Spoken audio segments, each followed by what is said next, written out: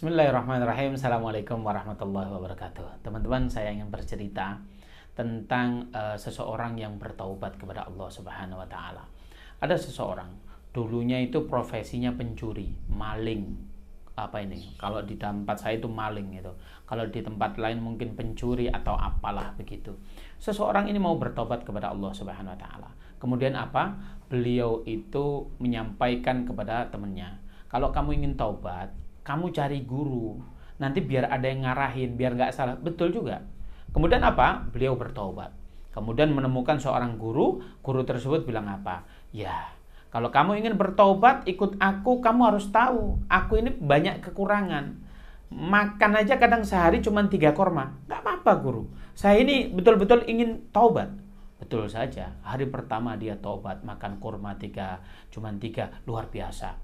Lah inilah, tatkala orang taubat, pertama-tamanya didukung oleh setan. Tetapi hari pertama, hari kedua, kemudian setan mulailah dia mengusik hatinya biar dia tidak bisa istiqomah. Apa? Beliau digoda oleh setan. Gurumu itu udah luar biasa baik, berjasa. Kamu harus balas budi dong. Gimana caranya? Carikan dia makanan. Kemudian dia keluar. Cari makanan, karena dia keahliannya dulu hanya satu-satunya maling, maka dia naik ke rumah. Udah, tenang aja. Kalau kamu nyuri makanan di sini, ini buat gurumu, pasti warga sini maafin. Nih, setan ini kalau nggoda halus banget. Kemudian apa? Dia manjat satu rumah, nggak jumpai makanan. Di rumah kedua tidak jumpai makanan. Baru naik ke rumah yang ketiga, baunya sedap banget. Ternyata beliau, malingnya ini masuk di mana? Orang yang sudah taubat ini masuk di dapurnya. Ternyata dijumpai di situ ada terong yang enaknya luar biasa, baunya luar biasa. Nah, ini nih buat gurumu. Tapi cobain. Nanti kalau buat gurumu, kalau ada apa-apa, gurumu gimana dong? Dicobain, Pak. Dicobain, kemudian apa yang terjadi? Tatkala dicoba, sudah masuk mulutnya, tapi belum masuk tenggorokannya. Nih, kalau ada orang taubat yang sesungguhnya, maka dia akan mendapatkan burhan. Burhan itu apa? Alarm, Pak. Petunjuk. Titit, oh ini haram, jangan engkau lakukan. Kemudian apa? Dia ingat kepada Allah Subhanahu wa taala, ya Allah, aku telah dibujuk setan. Kemudian apa? Terong itu dimuntahkan.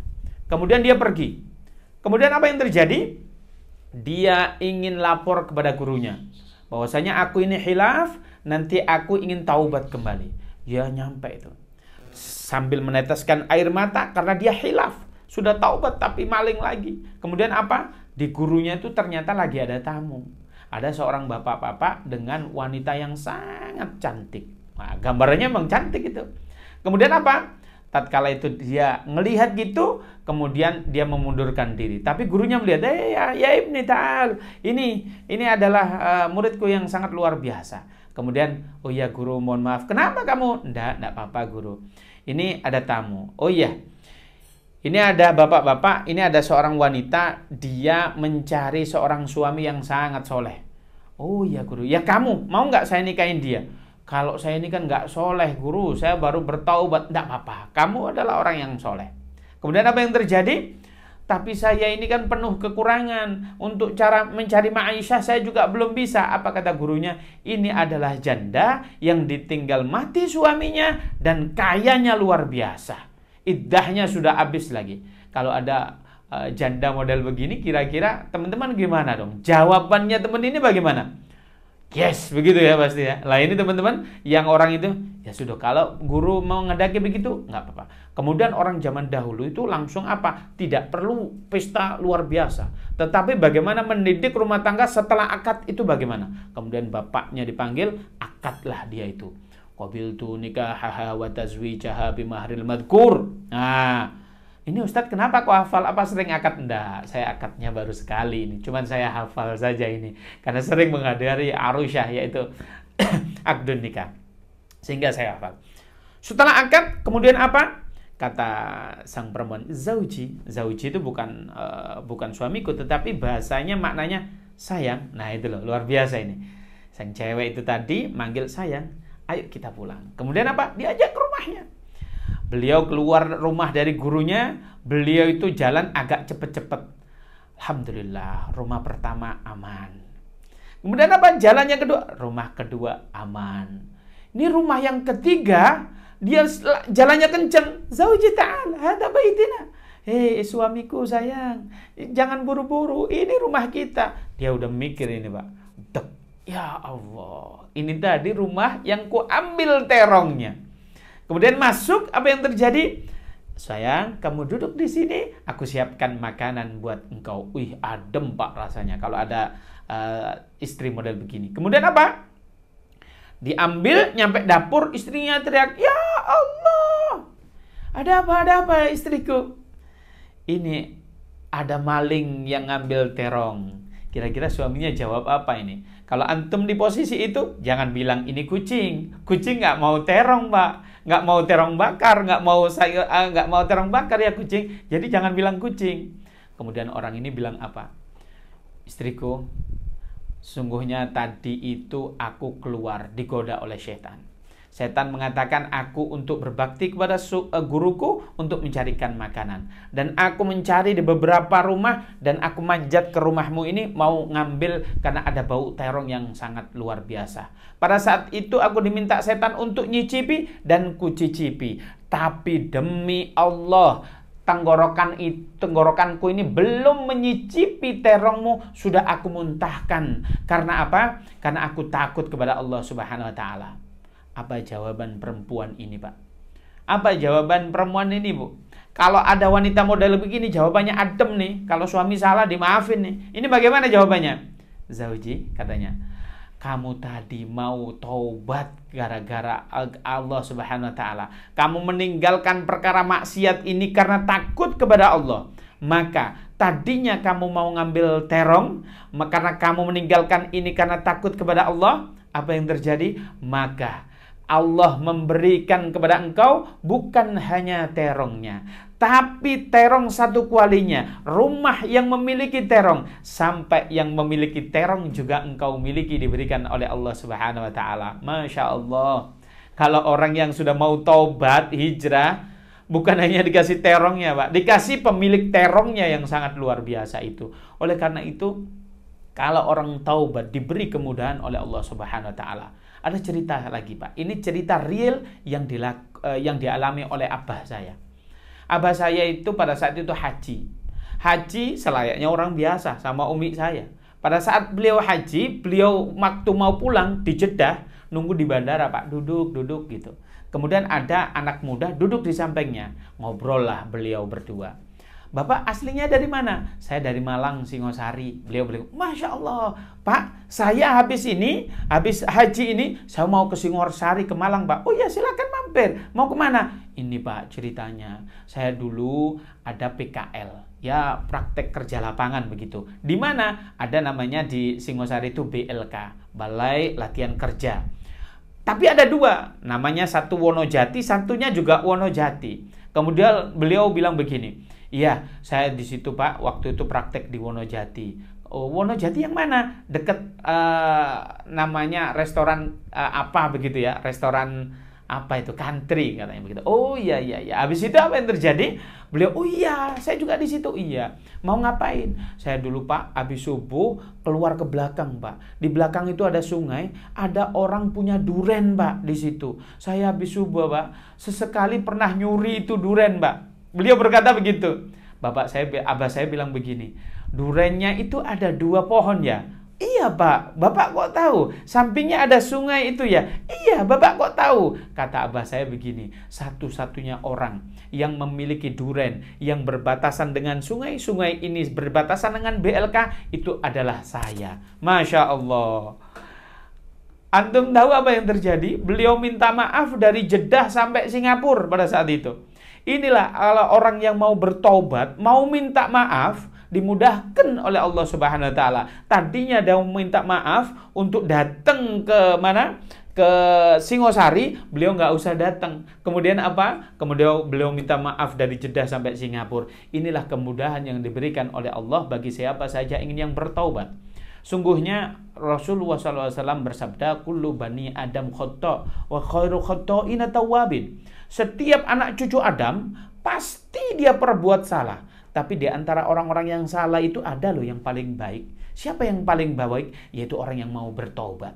taubat itu begitu luar biasa dahsyatnya. Bahkan dikatakan di dalam hadis qudsi, lillahi afroh, sungguhnya Allah Subhanahu wa taala itu senang. Afroh itu bukan senang artinya, senang banget.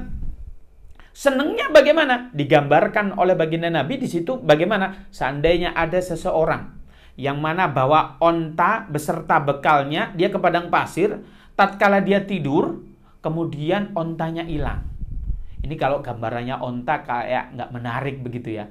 Ya mungkin mobil Alphard gitu ya. Kita tatkala parkir hilang begitu. Kita nyaring kemana-mana nggak ketemu. Kemudian kita kecapean istirahat. Tatkala itu ontanya atau Alphardnya tiba-tiba sudah ada di samping kita. Gimana? Kita seneng nggak? Ya pasti seneng banget lah.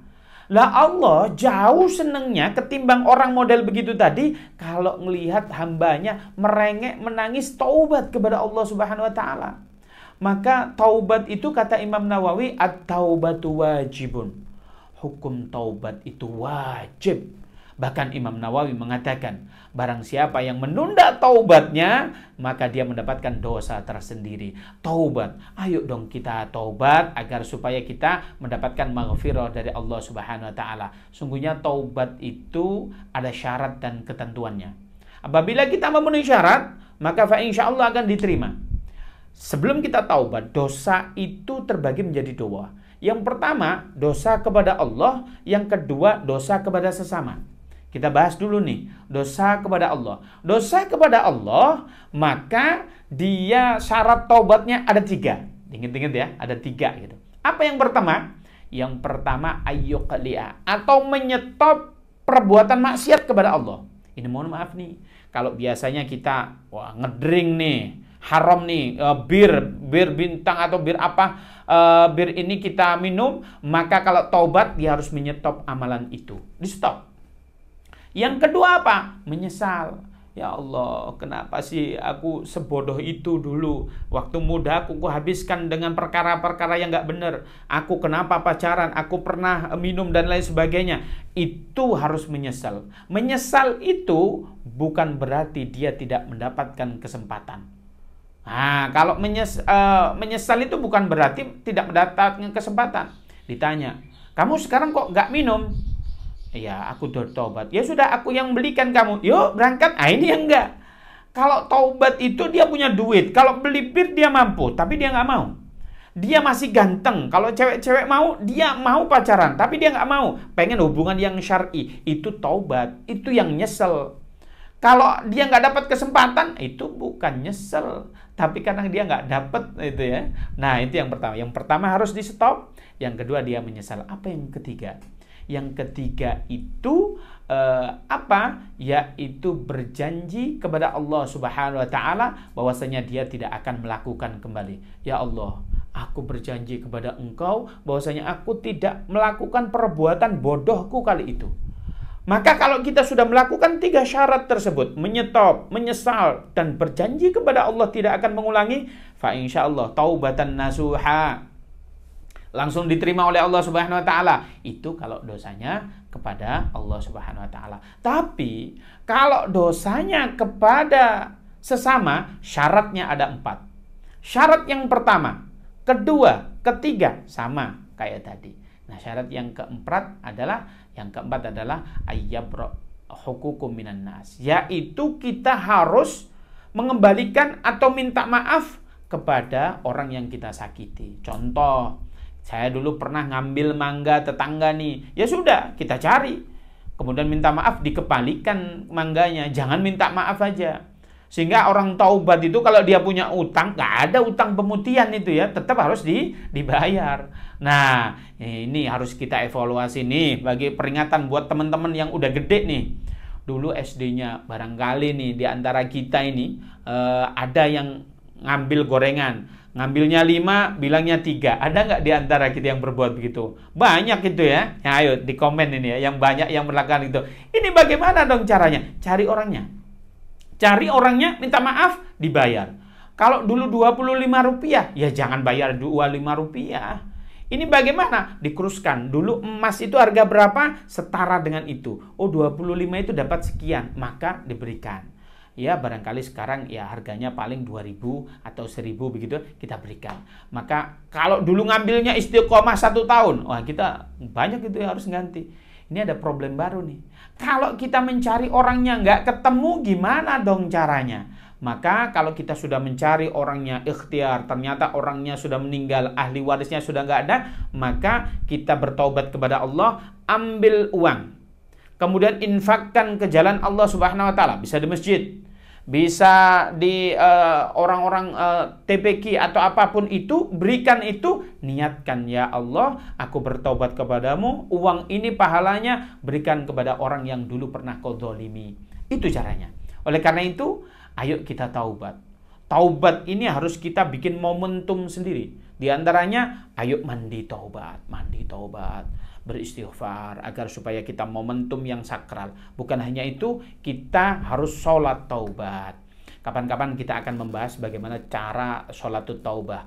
Maka kalau kita sudah momentum itu, mandi itu bagaimana? Mandi itu bagaimana Ustadz? Apakah kepala dulu, atau tangan dulu, atau kaki dulu? Nah, kalau kaki dulu boleh. Mandinya intinya agar supaya kita memiliki komitmen dengan Allah Subhanahu wa taala. Mandinya di mana? Boleh di kali, boleh di mana ini? Boleh di kamar mandi kita, tapi jangan di kali yang deres begitu ya, kayak kali Berantas, hilang gitu itu.